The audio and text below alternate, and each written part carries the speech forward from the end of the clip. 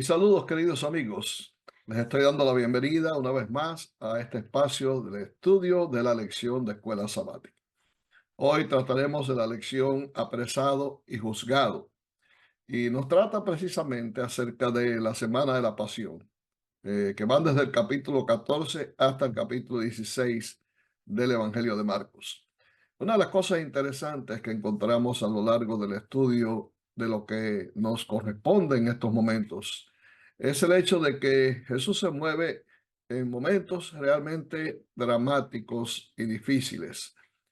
Todo va llegando a sus climas en el Evangelio de Marcos y al igual que ocurre a veces en películas, y es lo que vamos a encontrar precisamente aquí en el Evangelio de Marcos, cómo todo va dirigiéndose a un final que para muchos quizás resultaría un final inesperado, para otros sí es un final que estaba ya más o menos programado, pero aún para los mismos discípulos, todavía en aquellos momentos ellos no estaban listos para los acontecimientos que estaban por ocurrir, a pesar de que Jesús ya les había comunicado en más de una oportunidad cómo sería el desenlace final de su obra en este mundo.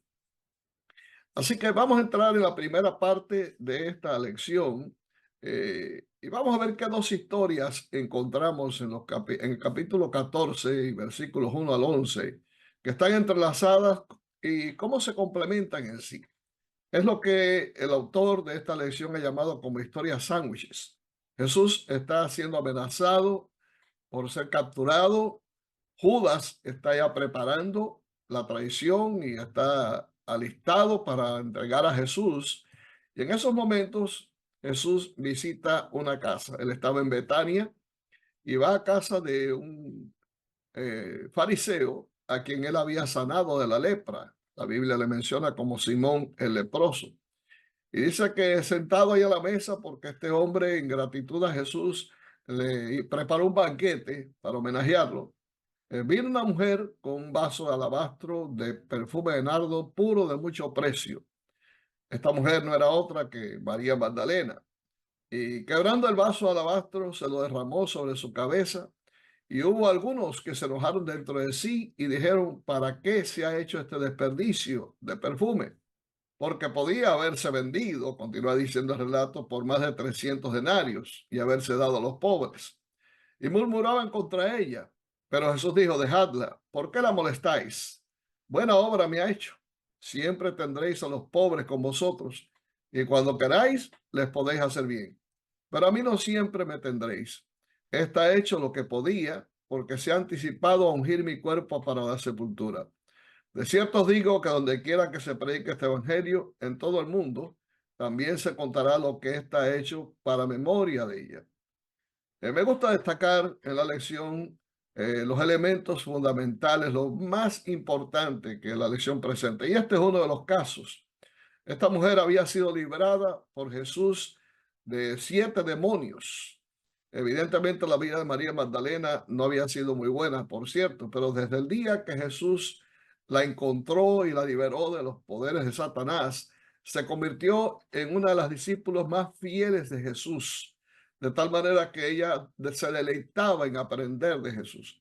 Ahora en gratitud viene y hace este acto de ofrenda a Jesús y es interesante ver cómo esta mujer no solamente derrama este vaso de alabastro sobre la cabeza de Jesús, sino aún llora, llora de gratitud y sus lágrimas fueron tan copiosas que enmudecían sus pies y dice que secaba sus pies con sus cabellos.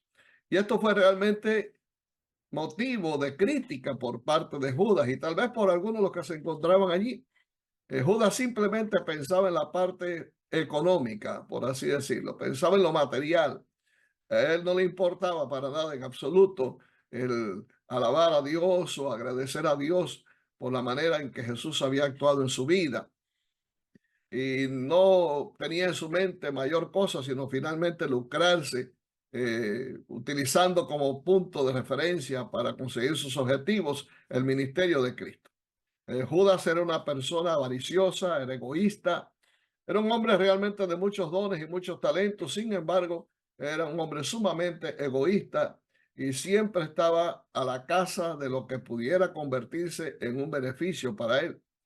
Me imagino que hay mucha gente así en el mundo de hoy. Dentro de las iglesias puede haber personas que buscan la manera de enriquecerse a través del evangelio.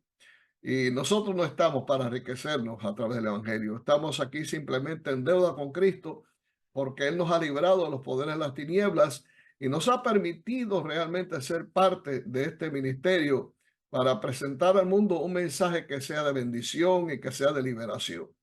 Y no tenemos por qué lucrar por ese mensaje. Cristo nunca lucró. Cristo nunca trató de enriquecerse utilizando el ministerio que él hacía como base para lograrlo. Quizás lo pudiera haber hecho, sin embargo, ese fue el objetivo de Jesús. El objetivo de Jesús fue salvar a la raza humana, entregarse en sacrificio por la raza humana. Él nos da el ejemplo cuando nos dice que él precisamente se anonadó a sí mismo, presenta el apóstol Pablo en Filipenses capítulo 2, y se hizo siervo. El que era Dios, el que merecía toda la adoración del mundo y del universo, se hizo humilde, se hizo siervo con nosotros porque él quería salvarnos. Él no vino para ser servido, dijo él, sino para servir y dar su vida en rescate por muchos. Por lo tanto, la historia de María Magdalena más o menos creo que compagina perfectamente con el espíritu de un verdadero cristiano, un espíritu que está dispuesto a dar lo que sea necesario, a dar todo lo que tiene en honor al Maestro, en honor y adoración al Señor. Ese vaso de alabastro, como dijo Judas, era bien costoso. El perfume de nardo era un perfume bien caro. 300 denarios, imagínense, eso era bastante dinero en aquella época. Así que la actitud de Judas contrasta notablemente con la actitud de María Magdalena. Mientras por un lado María Magdalena demuestra todo el desprendimiento, el interés de servir y sacrificar todo lo que sea necesario por tal de honrar a su maestro y señor, Judas todo lo contrario. El espíritu egoísta y mezquino de Judas resalta precisamente por esto. También Jesús menciona que la acción que María tomó es una buena noticia, es en sí el Evangelio, y que fue tan buena esta actitud que su nombre y su acción serían predicados hasta el fin del tiempo. Llega el momento en que Jesús se reúne con sus discípulos para celebrar la última Pascua en este mundo. Qué gran relevancia para la fe cristiana se encuentra en esta actividad, en este rito que Jesús está por inaugurar. Dice allí en Marcos capítulo 14, versículos 22 al 25, que mientras comían, Jesús tomó pan y bendijo y lo partió y les dijo diciendo, tomad, esto es mi cuerpo. Y tomando la copa y habiendo dado gracias, les dio y bebieron de ella todos. Y les dijo, esto es mi sangre del nuevo pacto que por muchos es derramada. De cierto os digo que no beberé más del fruto de la vid hasta aquel día en que lo beba nuevo en el reino de Dios. Jesús está en el medio de dos grandes dispensaciones. Por un lado, la Pascua va quedando atrás. Finalmente, el tipo se encuentra con el antitipo y ya no es necesario continuar celebrando la Pascua. ¿Por qué? Porque en breves horas el Cordero de Dios, a quien simbolizaba la Pascua, daría su vida por la humanidad. Así que Jesús se encontraba entre esas dos grandes dispensaciones y tomando los elementos que él había usado para la Pascua, esta última cena que celebró con sus discípulos, Jesús instituye el rito de comunión o de Santa Cena. Y es interesante que en este tipo de rito, el pan se convierte en un símbolo del cuerpo que sería quebrantado por nosotros. Por eso Jesús parte el pan, lo comparte con los discípulos y les dice, esto es mi cuerpo. No es que sea su cuerpo en sí. La doctrina popular de la Iglesia Católica enseña de que el cuerpo de Cristo se transustancia en el pan, en la hostia, en el momento de la comunión. Pero esto no es verdad. Esto no es verdad porque el cuerpo de Cristo ya fue quebrantado por nosotros, ya fue crucificado en la cruz. No es necesario un nuevo sacrificio. Cristo fue ofrecido una vez por los pecados de todos y ya ese sacrificio fue consumado en la cruz del Calvario. Igualmente con el vino o jugo puro de uva.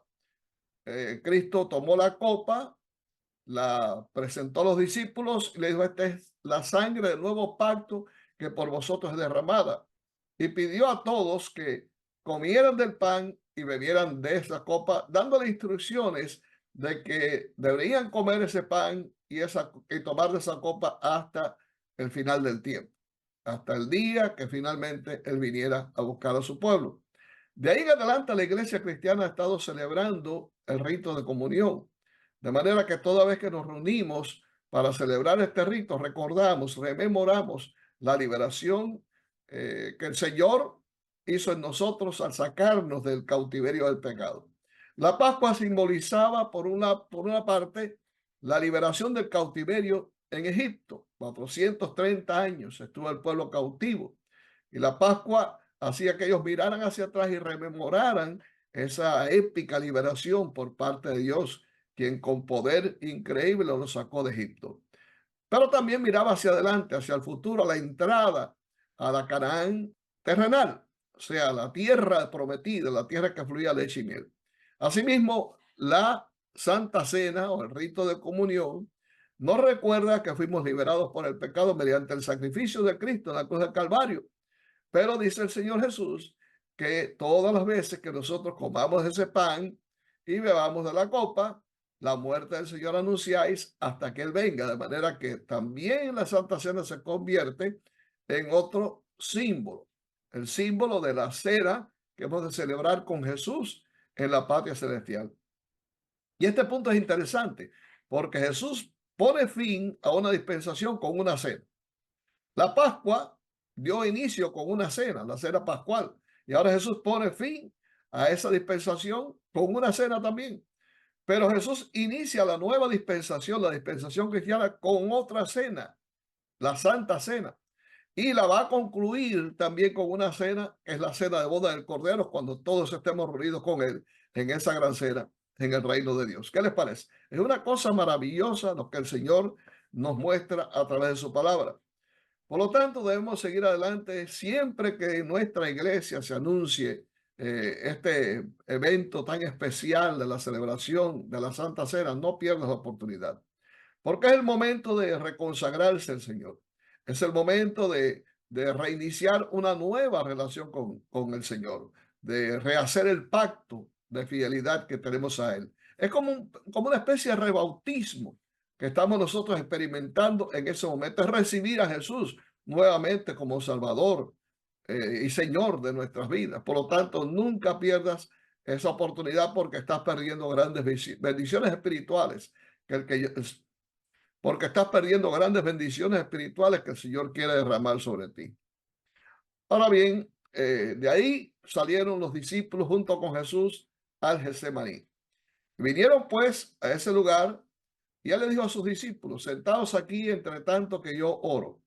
Y tomó consigo a Pedro, a Jacobo y a Juan y comenzó a entristecerse y a angustiarse. Y le dijo: mi alma está muy triste hasta la muerte. Quedaos aquí y velad. Yéndose un poco adelante, se postró en tierra y oró que si fuese posible pasase de él aquella hora. Y decía: Abba, Padre, todas las cosas son posibles para ti.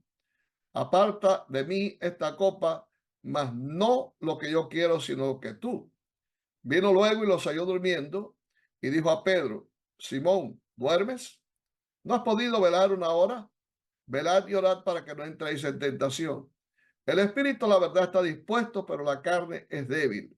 Otra vez fue y oró diciendo las mismas palabras. Al volver otra vez los halló durmiendo, porque los ojos de ellos estaban cargados de sueño y no sabían qué responderle. Vino la tercera vez y les dijo: dormid ya y descansad. Estos fueron los momentos más dramáticos en la vida de Jesús. Él llega a Getsemaní y había sido puesta la carga de pecado sobre él, que había de ser expiada en la cruz del Calvario. Y Jesús llega a un estado deplorable. Estaba tambaleándose como un borracho y los discípulos estaban extrañados eh, del comportamiento de Jesús. Más que nunca antes, Jesús necesitaba de la simpatía de sus amigos, de sus compañeros de ministerio. Y por eso se retiró con tres de ellos, Juan, Jacobo y Pedro, y les pidió que oraran por él. Y se fue a un lugar retirado para ir a orar y llevó una lucha con el Padre por tres veces, tres ocasiones. Jesús hizo la misma oración: Padre, si es posible, pasa de mí esta copa, mas no como yo quiero, sino como tú. Honrando la oración que Jesús había enseñado a sus discípulos, el Padre Nuestro, él pide que se haga la voluntad del Padre. Pero cuando regresa se encuentran los discípulos durmiendo. Ellos no pudieron soportar el cansancio. Y lo más terrible de todo es que no estaban en sintonía con lo que le estaba pasando a Jesús. Mira, hermano, qué terrible es cuando necesitamos de alguien que muestre simpatía, cuando estamos en un problema, en una situación difícil, pasando por una tragedia, que esa persona venga y nos diga, estoy orando por ti, estoy preocupado por tu problema y estoy aquí para ayudarte, para servirte. Y nos muestra esa empatía que realmente nos anima a seguir adelante y levanta nuestro ánimo. Jesús necesitaba en esos momentos que sus amigos le mostraran que estaban simpatizando con él. Es la única ocasión en que Jesús pide, el que había orado por todo el mundo, que oraran por él. Y sin embargo, perdieron esa oportunidad. Aparte de que Jesús sufrió por esto, también trajo una consecuencia doble, y es el hecho de que los discípulos no quedaron preparados para enfrentar la prueba que vendría. Por eso Jesús le dijo, orad y velad para que no entréis en tentación. El espíritu está presto, la carne lamentablemente está enferma. Cuando tenemos una prueba por delante, la única forma de salir airosos es dedicar tiempo a la oración sincera, volcarnos sobre el Señor y pedir su ayuda, su dirección para poder enfrentar las crisis que se nos pueden avecinar. Solo la oración de poder hará alejar finalmente las tormentas que se nos avecinan y nos ayudará a sortear los obstáculos que se nos puedan presentar. Por eso creo que esta parte de la lección es sumamente para poder entender cuánto valor tiene la oración en el momento oportuno y sobre todo esa oración intercesora en que oramos por nuestros familiares, por nuestros amigos, por nuestros hermanos, por todos los que están en necesidad. Presentar delante de Dios sus casos para que el Señor condescienda en dar bendición y aliviar de los males que muchos padecen en este mundo. Pero bien, dice que luego hablando él aún, vino Judas, que era uno de los 12, y con él mucha gente con espadas y palos, de parte de los principales sacerdotes y de los escribas y de los ancianos, y el que le entregaba les había dado señal diciendo, al que yo besare, ese es, prendedle y llevarle con seguridad. Y cuando vino, se acercó luego a él y le dijo, maestro, maestro, y le besó. Entonces ellos le echaron mano y le prendieron y entonces todos los discípulos huyeron. Finalmente, Judas había hecho su trabajo, había traído una turba, que venían los soldados romanos también, para prender a Jesús. Y había dado una señal. Aquel a quien yo besare, ese es, prenderlo. Qué terrible traición. Entregar con un beso al Hijo de Dios, al Redentor del mundo, es la villanía más grande que se pueda cometer. Porque si realmente ya de por sí Judas había cometido un grave error, añadir a esto la hipocresía era todavía peor. Y déjame decirte algo, no hay otra cosa que Dios odie más que la hipocresía. Los labios mentirosos, las palabras lisonjeras, adulonas, eso lo aborrece Dios. Dios quiere que seamos sinceros con Él. El Señor quiere que siempre le digamos la verdad, que no nos andemos ocultando, que no estemos tratando de hacer subterfugio. No, Dios conoce que somos pecadores, que merecemos quizás el castigo, pero cuando nosotros venimos a Dios con un corazón sincero, en plena certidumbre de fe, como dice la Biblia, Dios se compadece de nosotros y nos perdona. Judas podía haber alcanzado el perdón todavía en el aposento alto antes de ir a las tinieblas de afuera. Ya cuando entró en las tinieblas de afuera, indudablemente ya se perdió para siempre. Mientras estuvo en el aposento alto, Jesús hizo todo el esfuerzo posible para salvar a Judas. Cuando él lavaba sus pies, lo hacía con ternura, lo miraba a los ojos como queriendo decir, Judas, por favor, desiste de lo que has pensado hacer. Así mismo cuando partió el pan con él en la mesa, trató por todos los medios de que Judas cambiara de posición. Ya tenía el dinero, el precio de la traición en la bolsa, pero todavía Judas podía haberse arrepentido y haber recibido perdón. Lamentablemente, esa no fue su decisión y finalmente se perdió para siempre. Ahora bien, ahí también en el aposento alto, Jesús había hecho una predicción. Jesús había dicho que esa noche todos saldrían huyendo, se escandalizarían en su nombre. Y Pedro, siempre dispuesto a poner su parte. Dijo, no, si todos lo hacen, yo no lo voy a hacer. Y Jesús predijo que antes que el gallo cantara 2 veces, él lo iba a traicionar 3 veces.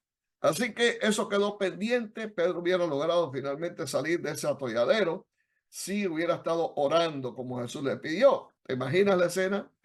Todos, ninguno quedó, todos salieron huyendo, aunque Pedro finalmente regresó para estar allí en el patio del sumo sacerdote.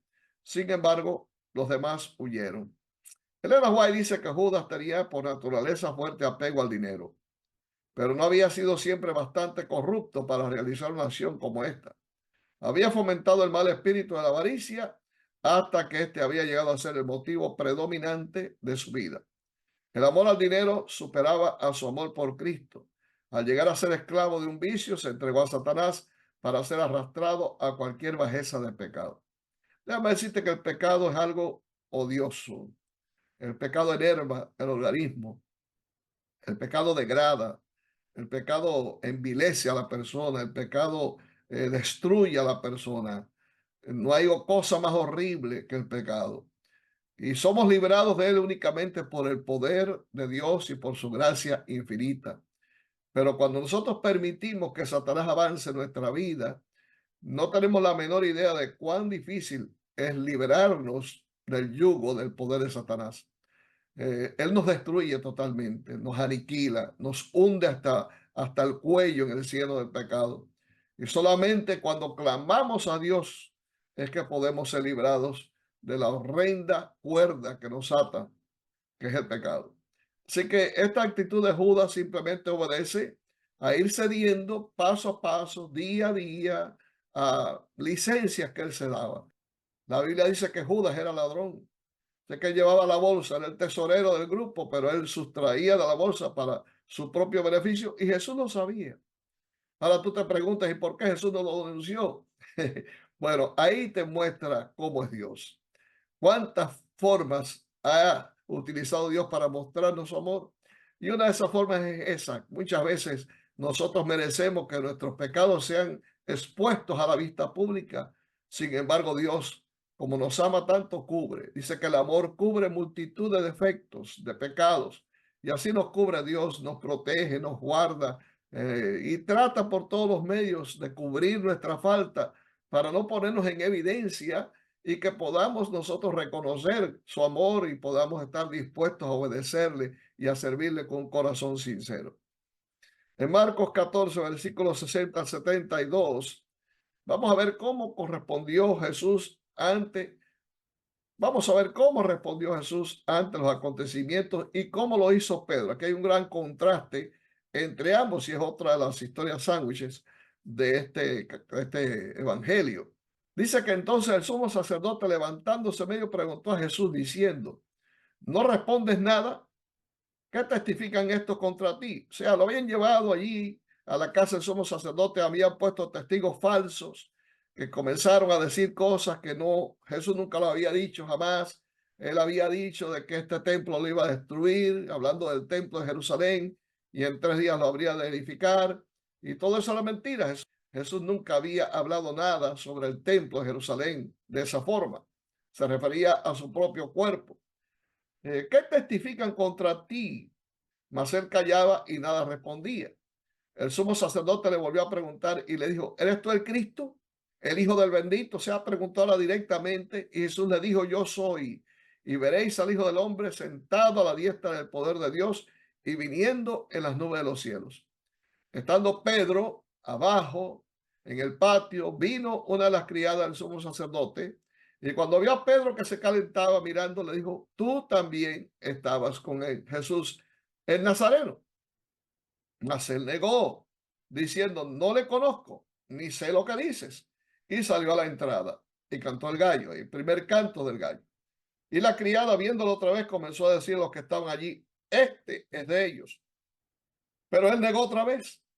Y poco después los que estaban allí dijeron otra vez a Pedro, verdaderamente tú eres de ellos, porque eres Galileo y tu manera de hablar es semejante a la de ellos.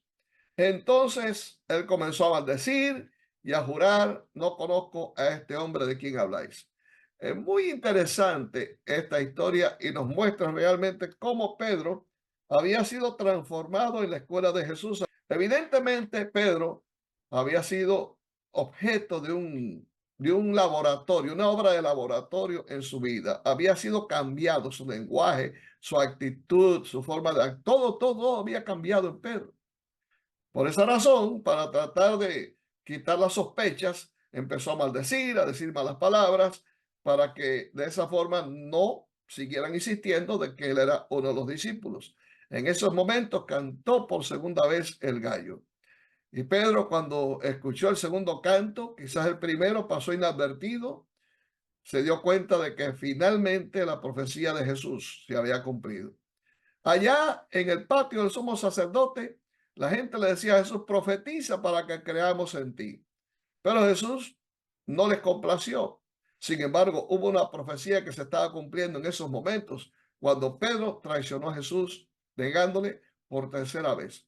El discípulo rompió a llorar amargamente y salió corriendo y no paró hasta llegar al huerto de Getsemaní. Allí se arrodilló en la misma piedra que estuvo Jesús orando. Ahí se arrodilló y se aferró a esa piedra como Jesús y también oró amargamente pidiendo perdón por sus pecados. Esa fue realmente la ocasión en que Pedro llegó a convertirse de todo corazón a Jesús. Se encontró consigo mismo, se dio cuenta de cuán vil era, cuán poseído era de sus propios criterios y cuán orgulloso y vanidoso, y se dio cuenta también de que necesitaba ardientemente a Jesús para liberarse de ese hombre del pasado, ese hombre viejo, y poder experimentar un nuevo nacimiento, una nueva vida. Esa fue la ocasión en que Pedro se convirtió de todo corazón a Jesús y le recibió como tal. Así que su arrepentimiento fue sincero, por lo tanto, Jesús no le hizo ninguna reprensión ahí en el patio del sumo sacerdote. Los ojos de Pedro chocaron con los de Jesús y en esos momentos lo que vio en la mirada de Cristo fue amor, fue sentimientos de compasión hacia él, pero nunca de regaño, nunca de odio ni de desprecio al discípulo. Y eso fue lo que realmente convirtió a Pedro. Me imagino que esa será una lección también para todos nosotros, aprender cuántas personas podemos tener a nuestro alrededor, miembros de nuestra iglesia que cometen errores en sus vidas. ¿Y cuál es la actitud que asumimos hacia ellos? Los miramos con ternura, los tratamos con compasión, les mostramos que les amamos o sencillamente descargamos sobre ellos toda nuestra ira, los juzgamos indebidamente y hacemos que toda la sentencia de la ley caiga sobre ellos. Eso puede también pasar con mi familia, con mi esposa, con mi hijo, con mis hijos. ¿Qué actitud asumimos hacia ellos cuando cometen errores? ¿O no nos damos cuenta que también nosotros cometemos errores y que quisiéramos también en esos momentos ser tratados con misericordia y compasión? Quiero concluir en estos momentos con esta declaración del Espíritu de Profecía, donde la sierva de Dios nos dice, mientras los juramentos envilecedores estaban todavía en los labios de Pedro y el agudo canto del gallo repercutía en sus oídos, el Salvador se desvió de sus ceñudos jueces y miró de lleno a su pobre discípulo. Al mismo tiempo, los ojos de Pedro fueron atraídos hacia su maestro. En aquel amable semblante le dio profunda compasión y pesar, pero no había ira. Al ver ese rostro pálido y doliente, esos labios temblorosos, esa mirada de compasión y perdón, su corazón fue atravesado como por una flecha. Su conciencia se despertó. Los recuerdos acudieron a su memoria y Pedro rememoró la promesa que había hecho unas pocas horas antes de que iría con su Señor a la cárcel y a la muerte. Recordó su pesar cuando el Salvador le dijo en el aposento alto que negaría a su Señor 3 veces esa misma noche.